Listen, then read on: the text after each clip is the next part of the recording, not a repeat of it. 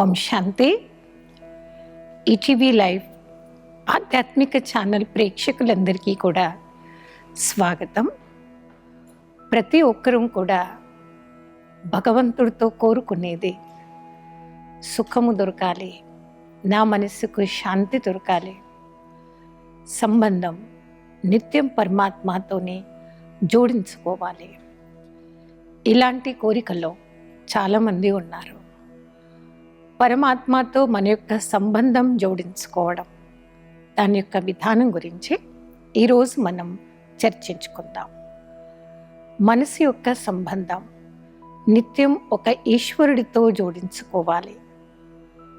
జోడించుకోవడాన్ని యోగం అంటారు, మర్చిపోవడం దాన్ని వియోగము అని అంటారు. మన యొక్క సంబంధం ఈశ్వరుడితో జోడించుకుంటేనే వారితో మనకు సరైన శక్తి మన ఆత్మకి లభిస్తూ ఉంటుంది. పరమాత్మతో సంబంధం జోడించుకోవాలి. దానికి మనకు కావాల్సింది పరమాత్ముడి యొక్క సరైన పరిచయం, పరమాత్మతో నిజమైన ప్రేమ, పరమాత్ముడు ఉండేటువంటి అడ్రస్. సంబంధం ఉండాలి, ప్రేమ ఉండాలి, అడ్రస్ తెలియాలి. తర్వాత నేను పరమాత్మతో సంబంధం జోడిస్తే నాకేం లాభం, లాభాల గురించి కూడా సరైన పరిచయం ఉన్నప్పుడే మన యొక్క సంబంధం ఒక ఈశ్వరుడితో మనం జోడించగలుగుతాము. యోగము అనగా సంబంధం పరమాత్మతో జోడించుకోవడం. రాజయోగము ఇది హైయెస్ట్ యోగము. నేడు ప్రపంచంలో అనేక రకరకాల యోగాలు ఉన్నాయి. మరి యోగము ఇక్కడ రాజయోగము అనగా పరమాత్మతో హైయెస్ట్ సంబంధం జోడించుకోవడం. ఈ యోగాన్ని రాజయోగము అని ఎందుకంటారు అంటే, శరీరాన్ని నడిపిస్తున్నటువంటి మన యొక్క ఆత్మ పూర్తి శరీరాన్ని తన ఆధీనంలో పెట్టుకొని మన యొక్క మానవ శరీరాన్ని కంట్రోల్లో పెడుతూ నడిపిస్తూ ఉంటుంది. మన ఆత్మ కర్మేంద్రియాలనేటువంటి ఈ పంచ కర్మేంద్రియాలపై సరి అయిన విధంగా తన కంట్రోల్లో పెట్టుకోగలగాలి. ఒక రాజా పవర్ఫుల్గా లేనప్పుడు కర్మేంద్రియాలనే ప్రజలు ఆ రాజా యొక్క కంట్రోల్లో ఉండవు.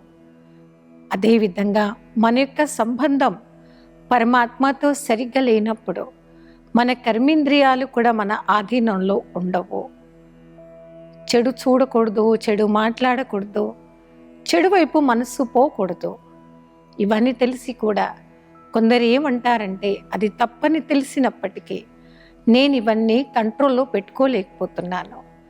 దాని గల మూల కారణం ఆత్మ అనే రాజు ఎప్పుడైతే వీక్ అయిపోతారో ఈ పంచకర్మేంద్రియాలనే ప్రజలు వారి యొక్క కంట్రోల్లో ఉండవు. మరి మన ఆత్మ అనేటువంటి రాజాలో సరైన పవర్ రావాలి అంటే నిత్యం మనం చేయాల్సిన సాధన మన యొక్క కర్మేంద్రియాలతో వీలైనంత వరకు చెడు వినడం, చూడడం, మాట్లాడడం, వీటన్నిటితో మన మనసుని సహజమైన రీతిలో బయటకు తీసుకురావాల్సిందే. మనసు ఎలాంటిది అంటే పసిపిల్లలతో సమానం. ఒకవేళ మన ఇంట్లో పసిపిల్లలు ఉన్నారనుకోండి, కత్తి పట్టుకుంటే ఏంటి ప్రమాదం, ఏ విషయంలో లాస్ అవుతాం అనేది వారికి తెలియదు. మరి కత్తి పట్టుకుంటే ఎంత లాస్ అవుతాం అనేది పెద్దవారికి తెలుస్తుంది. అదేవిధంగా మన మనసు కూడా పసిపిల్లలతో సమానం. ఎందుకంటే ఇవన్నీ తెలిసి కూడా మనసు అటువైపే పదే పదే పరిగెత్తుతూ ఉంటుంది. మరి యోగ సాధనలో ముందుగా మనం ప్రాక్టీస్ చేయించాల్సింది, ట్రైనింగ్ ఇవ్వాల్సింది మన యొక్క మనస్సుకి. మన మనసులో ఏకాగ్రతని తయారు చేసుకురావాలి అంటే మనసుకి మనం చెప్పాలి, హే మనసా, నువ్వు వ్యర్థం వైపు అనవసరంగా వెళ్తూ ఉన్నావు. ఒకవేళ అనవసరంగా వ్యర్థం వైపు నువ్వు మనసుతో వెళ్తే సరైన స్థానంలో మనం పోనప్పుడు అక్కడి నుండి మనం వచ్చేప్పుడు ఎలా వస్తామో సంతోషంగా రాము. మన మనసు యొక్క పద్ధతి ఆలోచించడం. నేను వ్యర్థం ఆలోచిస్తున్నాను అంటే దాని యొక్క ఫైనల్ రిజల్ట్ మీకు సంతోషం అనేది కంప్లీట్గా దూరం అవుతూ ఉంటుంది. మరి మనసులో సంతోషం లేనప్పుడు ఎవరైనా అడిగారనుకోండి మిమ్మల్ని, మీరు ఇంత కష్టపడ్డారు కదా, ఎలా ఉంది మీ ఫీలింగ్, మీ ఫీడ్బ్యాక్ ఏంటి? మరి మీరు మనసుతో సంతోషంగా లేనప్పుడు మీరు రిజల్ట్ ఇచ్చేది ఎలాంటిది? సంతోషంగా లేనప్పుడు మీ రిజల్ట్ పాజిటివ్గా ఇవ్వలేరు. నేను కష్టపడ్డాను కానీ నేను తలుచుకుంది, నేను కోరుకుంది సరైన పద్ధతిలో నాకు రిజల్ట్ దొరకలేదని మనం చెప్తూ ఉంటాము. ఇక్కడ యోగం అనగా మన యొక్క మనసు బుద్ధి యొక్క సంబంధం ఈశ్వరుడైన పరమాత్మతో నిత్యం జోడించుకోవాలి. ఏ వ్యక్తి అయితే పరమాత్మతో సత్సంబంధాలను జోడించుకుంటారో వారికి సహజంగా పరమాత్మ నుండి శాంతి, సుఖము, ఆనందం యొక్క అనుభవం అనేది వారికి కలుగుతూ ఉంది. ఎక్స్పీరియన్స్ ఎలాంటిది అంటే అది మనం చెయ్యాలండి. చెప్తే రానటువంటిది దాని ఎక్స్పీరియన్స్ అనుభవం అని మనం అంటాం. మరి మెడిటేషన్లో మనం చేయాల్సింది గుడ్ ఎక్స్పీరియన్స్. అది ఎలా వస్తుంది అంటే ప్రాక్టీస్తో. ఎంత ఎక్కువ మీరు ప్రాక్టీస్ చేస్తారో, పద్ధతిని తెలుసుకుంటారో, దాని యొక్క స్వీట్నెస్ని మీరు ప్రాక్టికల్గా అనుభవం చేయగలుగుతూ ఉంటారు. లైఫ్లో ఎప్పుడు పంచదారని తినని వారికి స్వీట్ ఎలా ఉంటుందంటే చెప్పగలరా? చెప్పలేరు. రాజయోగ మెడిటేషన్ అనేది ఎలాంటిదంటే అనేక జన్మల నుండి మీ ఆత్మ దుఃఖంగా కానివ్వండి, అశాంతిగా కానివ్వండి, డిస్టర్బ్ మైండ్గా ఉంది అనుకోండి, ఆ మనసుకి ఏం కావాలి? సరైన గమ్యం, సరైన శాంతి అనేది కావాలి. రాజయోగ మెడిటేషన్ సాధన చేస్తేనే మన మనసుకి సరైన సుఖము, శాంతి, ఆనందం యొక్క అనుభవం అనేది కలుగుతూ ఉంటుంది. ఇలాంటి ఎక్స్పీరియన్స్ మీరు చేసినప్పుడే మనసు అనేది తృప్తిగా ఉంటుంది. మనసు తృప్తి లేదు అంటే ఆ శాంతి యొక్క ఎక్స్పీరియన్స్ని మీరు చేయడం లేదనుకోండి, ఎంత కష్టపడ్డా ఏం చేసినా సరైన శాంతి అనేది దొరకనప్పుడు, సంతోషం అనేది దొరకనప్పుడు తిరిగి మరోసారి ఆ పని చేయడానికి కొందరు ఇష్టపడరు. మరియు సహజంగా హ్యూమన్ నేచర్ ఏంటంటే పనికి ముందు లాభాల గురించి ఆలోచించడం. దీంతో నాకేం లాభం? కొన్ని లాభాలు టెంపరీగా ఉంటాయి, కొన్ని రోజుల వరకు ఉంటాయి. కానీ రియల్ ఎక్స్పీరియన్స్ అంటే అది శాంతి అనేది, సంతోషము అనేది, శక్తి అనేది అది మీ యొక్క ఓన్ ప్రాపర్టీలా అది ఎప్పుడు మీ తోడుగా ఉంటుంది. చేయటం ద్వారానే సరైన శాంతి, సుఖం యొక్క అనుభవం మీరు చేయగలుగుతూ ఉంటారు. అందుకే రాజయోగ సాధన అనేది ఎంతో గొప్ప యోగము, పరమాత్మతో సంబంధం జోడించుకోవటం. అదేవిధంగా హఠయోగము అని కూడా అంటారు. హఠయోగము అనగా మన శరీరం యొక్క కర్మేంద్రియాలను బై ఫోర్స్గా మనం ప్రెజర్ పెడుతూ మనం ప్రాక్టీస్ చేయడం, దాన్ని హఠయోగం అని అంటారు.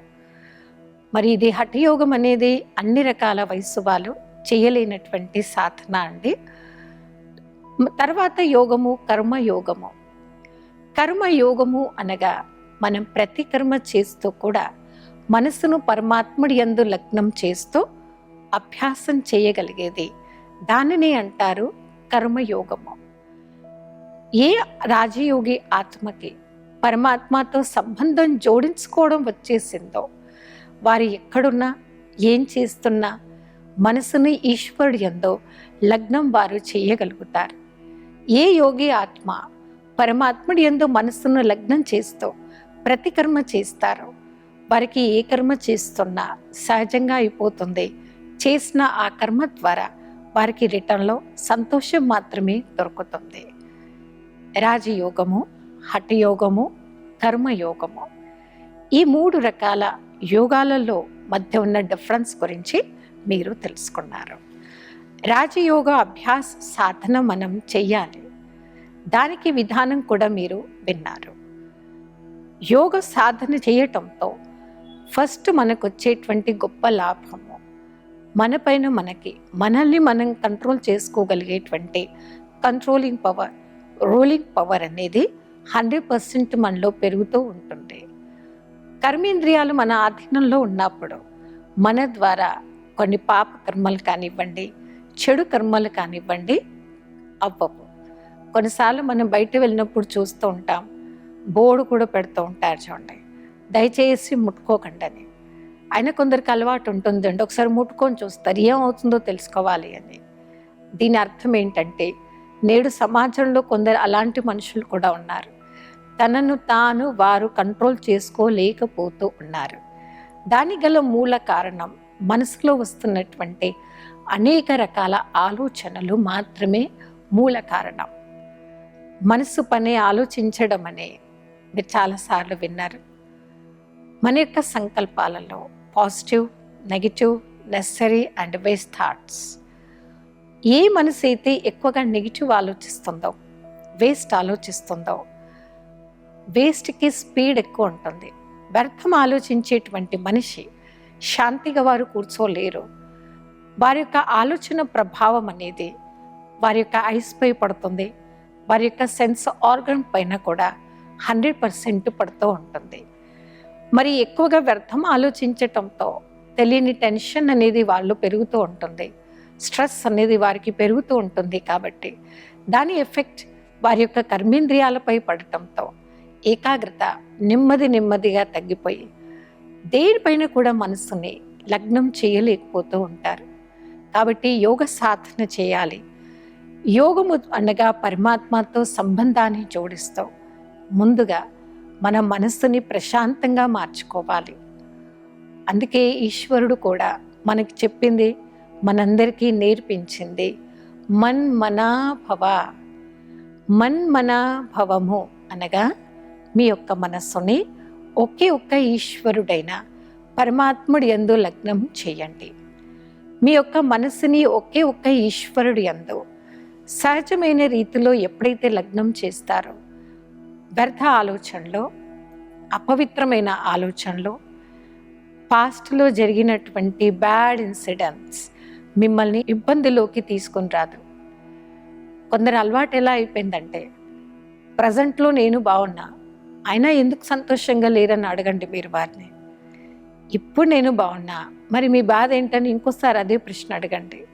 ఇప్పుడు బాగున్నాను, కానీ నేను పోయిన సంవత్సరం కొంచెం కూడా హ్యాపీగా లేను, నేను చిన్నప్పుడు సేమ్ ఇదే నెలలో అస్సలు బాగాలేను, చిన్నప్పుడు బాగాలేను, పోయిన నెల బాగాలేను, నిన్న బాగాలేను అని పాస్ట్లో జీవించేవారు నేటి సమాజంలో మనం ఎంతోమందిని చూస్తూ ఉన్నాం. ఎప్పుడో జరిగిపోయినటువంటి పాస్ట్ ఇన్సిడెంట్స్ దాన్ని ఎక్కువగా తలుచుకునే అలవాటులో ఒకవేళ మనిషి ప్రజెంట్లో జీవిస్తున్నాడు అనుకోండి, వారు ప్రజెంట్ లైఫ్లో కంప్లీట్గా వారి సంతోషాన్ని వారు కోల్పోతారు. కొన్ని పాస్ట్ జరిగిపోయాయి, దానికి మరి ఏం చేయాలి? పాస్ట్ జరిగిపోయిన దాన్ని ఫుల్ స్టాప్ పెట్టండి. పాస్ట్ జరిగిన దానిలో ఒక మంచి లెసన్ ఖచ్చితంగా మీరు నేర్చుకొని ఉండొచ్చు. ఆ లెసన్ నేర్చుకోండి. పదే నా మనసు పాస్ట్లోనే జీవిస్తే ప్రజెంట్లో మన యొక్క కర్మేంద్రియాలను మన కంట్రోల్లో పెట్టుకోలేకపోతాము. మన కర్మేంద్రియాలు మన కంట్రోల్లో లేనప్పుడు, కాన్సన్ట్రేషన్ కంప్లీట్గా దెబ్బతిన్నప్పుడు మీరు ఉన్నటువంటి ఏ ఫీల్డ్ కానివ్వండి, మీరు ఆ ఫీల్డ్లో సక్సెస్ కాలేరు. ఏకాగ్రత శక్తి మనలో ఉన్నప్పుడే మీరు ఏం చేస్తున్నా, ఎప్పుడు చేసినా కరెక్ట్గా చేస్తారు. చేసిన దానిలో మీరు 100% సక్సెస్ కాగలుగుతారు. ఇది రాజయోగ సాధన చేసేటువంటి విధానం అండి. పరమాత్ముడు అనగా సర్వశక్తివంతుడు, యోగేశ్వరుడు. ప్రతి ఒక్క ఆత్మలో సరి అయిన పద్ధతిలో శక్తిని తీసుకురాగలిగేటువంటి పవర్ ఉన్నటువంటి వారే ఒక పరమాత్ముడు. ఈ సృష్టిలో ఉన్న అందరూ ఆత్మలకి ఈశ్వరుడి యొక్క, భగవంతుడి యొక్క శక్తి అవసరమే. ఏ మనిషి అయినా అలా ఉన్నారో, నాకు భగవంతుడి శక్తి అసలే అవసరం లేదు, నాకేం అవసరం అని అడిగేవారు కానివ్వండి, ఆలోచించేవారు కానివ్వండి, ఎవరు ఉండము. ప్రతి ఒక్కరిని ఇదే కోరుకుంటాము. పర్సనల్గా నా మనసుకి ఈశ్వరుడి యొక్క శక్తి చాలా కావాలి.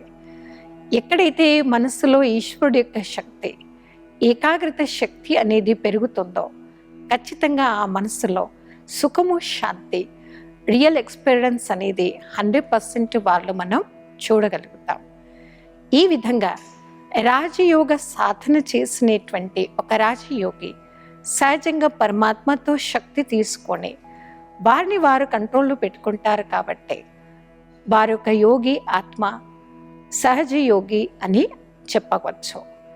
సహజ యోగి అవ్వాలి అంటే న్యాచురల్ యోగి. వారి కష్టపడకుండా ఏకాగ్రతను మనసును తీసుకొని రావాలి ఒక ఈశ్వరుడి అందు. కొందరిని మనం చూస్తూ ఉంటాము, ఎక్కడ నిలకడగా కూర్చోలేరు, వినలేరు, మాట్లాడలేరు. ఎందుకు అలా జరుగుతుంది వారి విషయంలో? దానికి మెయిన్ రీజన్ మైండ్ వీక్ అయిపోయింది.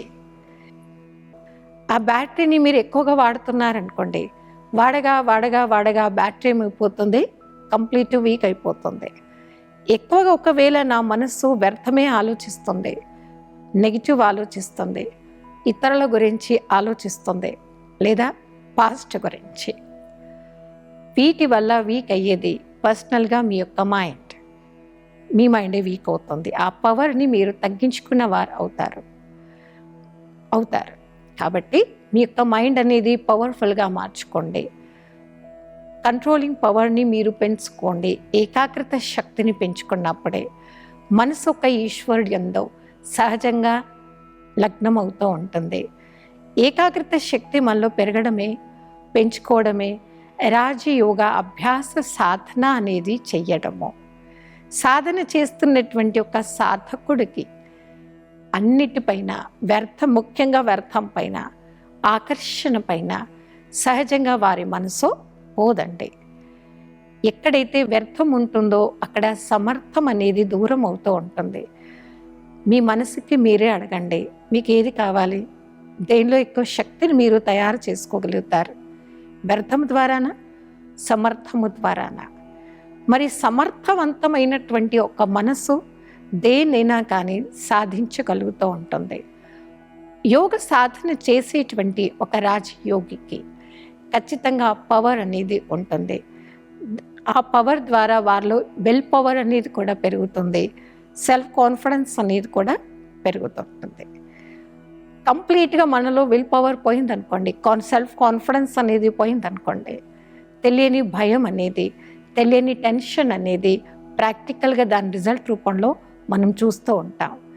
మీ టెన్షన్తో, భయంతో, డిప్రెషన్ కండిషన్తో ఏ పని చేసినా మీకు వచ్చేటువంటి రిజల్ట్ దుఃఖము, అశాంతి మాత్రం ఉంటుంది. మరి ఇప్పుడు చూడండి, జూన్ మాసం అనగా మనందరికీ యోగా డే, అందరికీ గుర్తొచ్చేటువంటి మాసం అన్నమాట. ఈ రాబోయే యోగా డేలో ఈ ప్రపంచంలో ఉండేటువంటి ప్రతి ఆత్మకి బ్రహ్మకుమారిస్ ఈశ్వరీయ విశ్వవిద్యాలయం తరపున ఇచ్చేటువంటి గుడ్ మెసేజ్ ఏంటంటే, మీ మనసులో ఏకాగ్రత శక్తిని పెంచుకోండి. వ్యర్థం వైపు మీ మనస్సును పోనివ్వకండి. మనసు పరమాత్ముడి యందు లగ్నమైనప్పుడే, పరమాత్మ శక్తి ఉన్నప్పుడే కంట్రోలింగ్ పవర్ మీలో పెరుగుతుంది. సమర్థవంతమైనటువంటి మనసు మీది తయారవుతుంది. ఖచ్చితంగా దాని యొక్క రిజల్ట్ మీలో పెరిగేటువంటిది ఏంటండి, మీ పైన మీకు కాన్ఫిడెన్స్ అనేది పెరుగుతూ ఉంటుంది. సెల్ఫ్ కాన్ఫిడెన్స్ ఉండేటువంటి వ్యక్తి ముఖ్యంగా ఈ ఆధ్యాత్మిక క్షేత్రంలో ఎన్నో అడుగులు ముందు వేయగలుగుతూ ఉంటారు. వారి అడుగులు వేసేటువంటి ప్రతి అడుగులో పరమాత్ముడి యొక్క పవర్ అనేది నాకు ఉంది, నేను రిసీవ్ చేసుకోగలుగుతున్నాను అనేటువంటి గుడ్ ఎక్స్పీరియన్స్ని వారు చేయగలుగుతూ ఉంటారు. కొన్నిసార్లు మనం చూడండి, ఫోన్ వాడుతూ ఉంటాం. మన ఫోన్లో ఒకవేళ సిగ్నల్స్ క్యాచ్ చేయట్లేదు అనుకోండి, అప్పుడేమవుతుంటుంది, ఏదో ఒక మెసేజ్, ఒక అర్జెంటుగా మీకు ఎవరో ఏదో చెప్పాలనుకుంటున్నారు, కానీ మీ ఫోన్ వీక్ ఉంది లేదా అక్కడ సిగ్నల్ లేవనుకోండి, అప్పుడు మీరు క్యాచ్ చేయలేరు కదా. భగవంతుడు కూడా మనతో రాంగ్ కర్మలు జరగకుండా, పాపకర్మలు చెయ్యకుండా మనను కాపాడుతూనే ఉంటాడు. కానీ సేమ్ టైం మీ మైండ్ బిజీ ఉంది. దేనిలో బిజీ ఉంది? వేస్ట్ ఓవర్ థింకింగ్ లేదా యాబ్సెంట్ మైండ్. యాబ్సెంట్ మైండ్ ఎందుకైందండి? దాని రీజన్ కూడా మీరు విన్నారు. పాస్ట్ గురించి ఆలోచించడం, లేదా ఇతరుల గురించి ఆలోచించడం, లేదా వ్యర్థం ఆలోచించటం, వీటి వల్ల మన మైండ్ ఎప్పుడు బిజీగా అయిపోతుంది, అంటే ఎంగేజ్ అయిపోతుంది. మీ మైండ్ ఆ విధంగా వ్యర్థం పనిలో ఎంగేజ్ అయిపోతే పరమాత్ముడు మనకు కాపాడాలనుకున్నా, మనకు ఒక గుడ్ మెసేజ్ ఇవ్వాలనుకున్నా మనం దాన్ని క్యాచ్ చేయలేకపోతూ ఉంటాం. రాజయోగము ద్వారానే మన యొక్క బుద్ధి అంటాము, మన యొక్క మైండ్ యొక్క లైన్ అనేది పరమాత్మతో నిత్యం క్లియర్గా ఉంటుంది. అందుకే అంటారు చూడండి, యోగి ఆత్మ అనగా clean and clear. Mind clean ఉండాలి, తర్వాత క్లియర్గా ఉండాలి. మీరు వ్యర్థం ఆలోచిస్తుంటే క్లీన్ ఉందా? మనసు ఉండదు. వ్యర్థం ఉంది అంటే మైండ్ క్లీన్ ఉండదు, క్లియర్గా కూడా ఉండదండి. క్లియర్ మైండ్ ఉన్నప్పుడే పరమాత్మ మీకు ఏం చెప్పాలనుకుంటున్నాడు, ఏ విధంగా మీ యొక్క ఆత్మను రక్షించాలనుకుంటున్నారు, మీ ద్వారా ఎలాంటి పుణ్యమైన కార్యం చేయించాలనుకుంటున్నారనేది పరమాత్ముడి యొక్క మెసేజ్ని మీరు అప్పుడే క్యాచ్ చేయగలుగుతారు. ఈ విధంగా రాజయోగ సాధన ద్వారానే మనకి ఇన్ని లాభాలు దొరుకుతూ ఉంటాయి. కొందరు అనుకుంటూ ఉంటారు, మాది చాలా దినచర్య బిజీ, ఫుల్ టైం నేను busy, morning busy, afternoon busy, night busy. ఈ రోజుల్లో చాలామంది నోట్ నుండి మాట వింటూ ఉంటాం. వారితో ఏం మాట్లాడినా ముందు ఇదే చెప్తుంటారు, నేను చాలా బిజీ, చాలా బిజీ, చాలా బిజీ. లాస్ట్ భోజనం చేయడానికి కూడా టైం లేనంత బిజీ, నిద్రపోవడానికి కూడా టైం లేనంత బిజీగా నేను ఉంటానని ఎందరో నోట్ నుండి మనం వింటూ ఉన్నాం ఈ రోజుల్లో.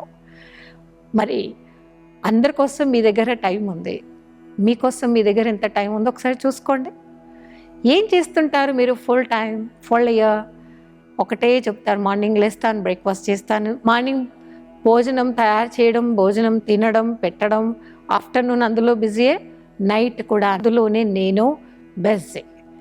ఇవన్నీ మానుకోవడం నేర్పించలేదు, కానీ మీకోసం మీరు టైం తప్పకుండా తీయండి. అంటే మనసును పరమాత్ముడి యందు లగ్నం చెయ్యండి. ఇది ఈ యోగా డే రోజు మీ అందరికీ మేమిస్తున్నటువంటి గొప్ప దివ్యమైనటువంటి సందేశం. మనసులో ఏకాగ్రతను పెంచుకొని, కంట్రోలింగ్ పవర్ మరియు రూలింగ్ పవర్ని పెంచుకొని, పరమాత్మతో నిత్యం శక్తిని సంపాదించుకొని, మనసును ప్రశాంతంగా ఎలా మార్చుకోవాలి, ఏ విధంగా సాధన చేయాలి అనే అంశం గురించి ఈరోజు మనం చర్చించుకున్నాం. మరి ఆధ్యాత్మిక పరంగా మనం ఎన్నో అడుగులు వేయాలి, ఎంతో నేర్చుకోవాలి, ఎంతో శక్తిని సంపాదించుకోవాలి, ఏ విధంగా అది సాధ్యపడుతుంది అనేటువంటి మరిన్ని విషయాల గురించి రాబోయే ఎపిసోడ్లో కలుద్దాము. అప్పటి వరకు ఓం శాంతి.